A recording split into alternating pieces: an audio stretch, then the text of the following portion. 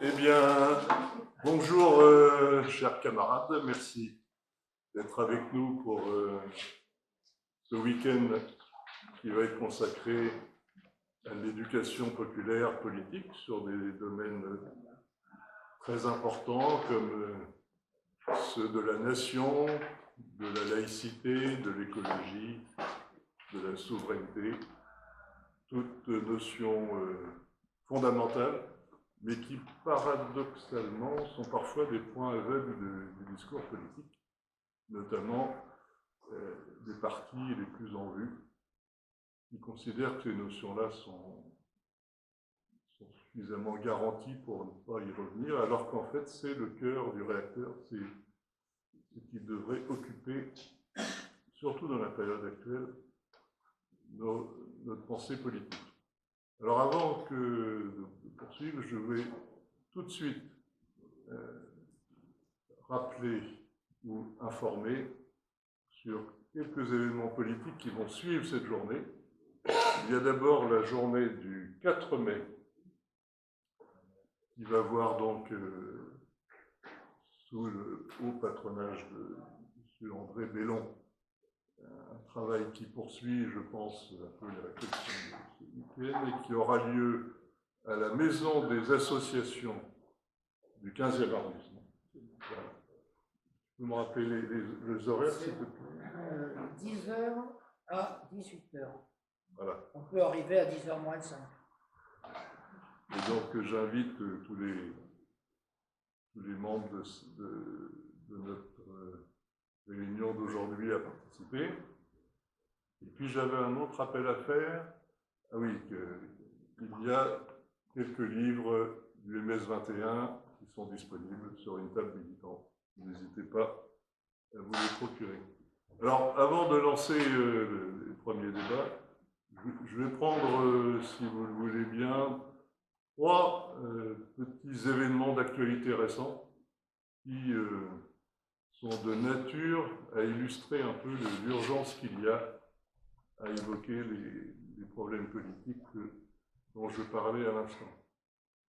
Le premier, c'est la Corse. Pourquoi la Corse? Parce que récemment, le 28 mars 2024, l'Assemblée de Corse a approuvé un projet d'autonomie. Alors, qu'est-ce qu'il y a derrière ça? L'écriture constitutionnelle, un projet d'écriture constitutionnelle qui a pour objet la reconnaissance d'un statut d'autonomie. Bon.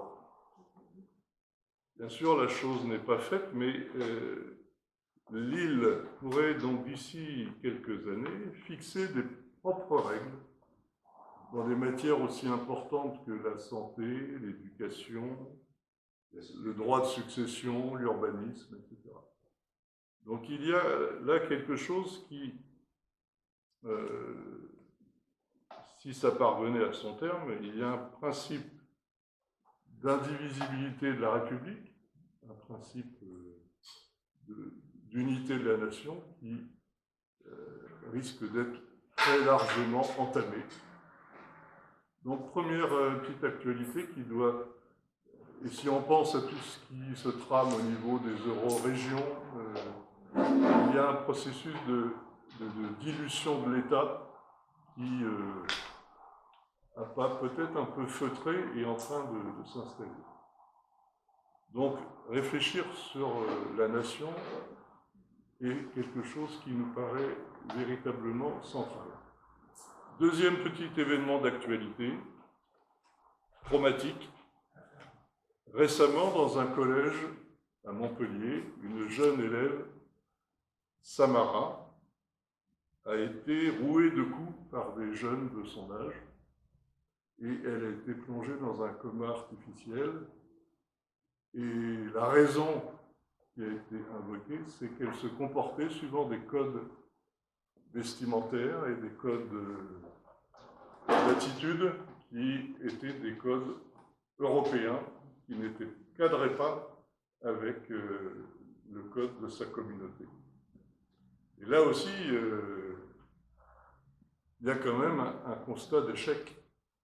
Un constat d'échec de notre République à promouvoir et à faciliter un destin commun.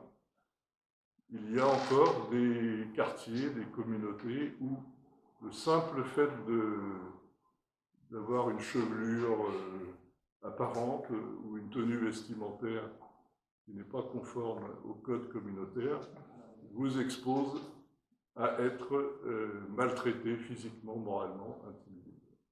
Donc là aussi, extrême nécessité pour le champ politique de repenser la laïcité et la façon dont la République doit intégrer tous les citoyens de notre nation, ce qui, malheureusement, n'est pas le cas. Troisième élément que je prends dans l'actualité récente, il paraît que la France est devenue très performante en matière d'armement. Là, on est très bon dans les armes. Il faut, paraît-il, suivant les exigences de l'OTAN, qu'on arrive à 2% du PIB. Alors, ne me demandez pas pourquoi 2%. Oui. Alors, si on devient exportateur, deuxième puissance exportatrice d'armes, bravo, derrière les États-Unis, bien sûr. Là. Donc, si je vous cite MBDA, Nexter, EADS, Thales, Safran, Naval Group, Dassault, il y a trois petits points. On produit beaucoup d'armes. Alors, deux petites réflexions là-dessus, mais je ne vais pas être long. La première, personnellement, dans ma vie ordinaire, je ne consomme pas beaucoup de chars d'assaut, ni de grenades, ni de kalachnikov. Franchement, je ne sais pas vous, hein, mais moi, je préfère consommer de l'éducation, de la culture, de la santé, une alimentation saine, des transports performants et autres. Mais les chars d'assaut, je ne m'en sers pas. C'est un peu bête au niveau économique. Je sais qu'un économiste me dirait, oui, mais on gagne des parts de marché, on crée de l'emploi, on va étendre notre capacité productive. Mais en termes de valeur d'usage, il y a une réflexion quand même basique, c'est que une société comme la nôtre, à moins de fantasmer sur l'idée que Poutine veut faire défiler des chars russes sur les Champs-Élysées, mais bon, c'est quand même peu probable, je ne suis pas bête à ce point-là.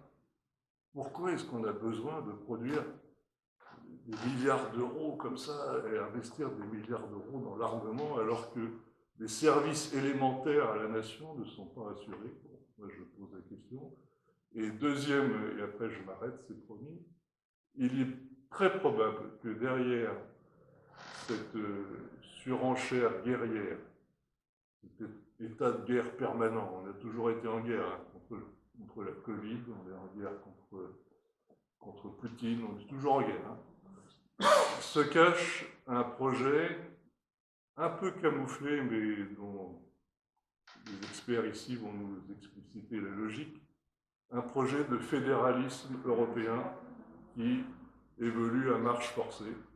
C'est-à-dire que, par exemple, cette fameuse règle du vote à la majorité qui va se substituer au vote à l'unanimité au sein de la Commission européenne, qu'est-ce que ça veut dire? Une fois traduit, ça veut dire une perte de souveraineté absolue.